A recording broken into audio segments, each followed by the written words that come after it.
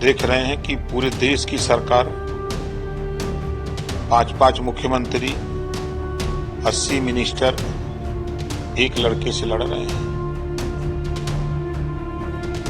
खिलवाड़ है, सब लोग एक लड़के से लड़ रहे हैं। तो निश्चित है कि लड़ाई टफ तो है। ये कई चुनाव हमने देखा है जब 60% से ज्यादा वोट पड़े हैं तब राजद की सरकार बनी है। पिछले कई चुनावों का पलड़ा फारी देखिए, इतिहास है वहां जब जब ज्यादा वोटिंग हुई है इसको लेकर के सभी लोग घबराए हुए हैं। ज्यादा वोटिंग होने का मकसद है कि हम लोग वहां सक्रिय हुए, जो बूथों पर कम लोग जाते थे उनको ज्यादा पहुंचाने के लिए हम लोग दबाव बनाए। ओवैसी जी एकदम सक्रिय हैं, पीके सक्रिय हैं, जो एनडीए और आरजेडी कांग्रेस के लोग जो सक्रिय थे रहा करते थे उसमें बढ़ोतरी हुई है। जो ये दो बड़े कारण हैं, पीके और भारतीय समाज पार्टी, जन स्वराज पार्टी और भारतीय समाज पार्टी।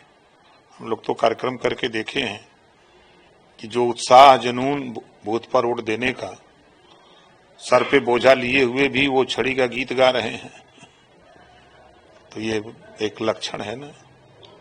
आखिर हम किसी को नुकसान नहीं पहुंचा रहे हैं, हम अपनी गिनती करा रहे हैं, क्योंकि लोग हम लोगों को वहां नहीं जानते।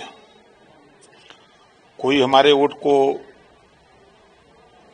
लोजपा कहती है कि हमारा वोट है, भाजपा कहती है हमारा वोट है, लोकदल राष्ट्रीय जनता दल कहता है हमारा वोट है। सब उसी वोट पर बाजा बजा रहे थे, तो हम भी जाके बाजा बजा दिए।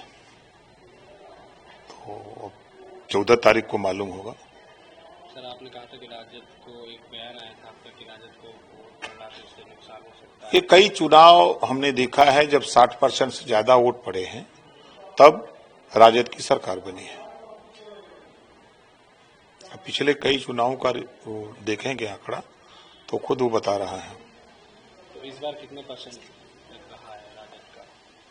अब उनका हम नहीं बता सकते। जो सराउंडिंग का जो रिजल्ट है वो 64% के ऊपर चला गया है वोट।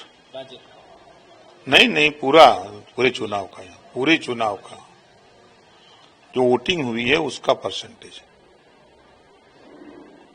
वो कोई किसी से कम नहीं है।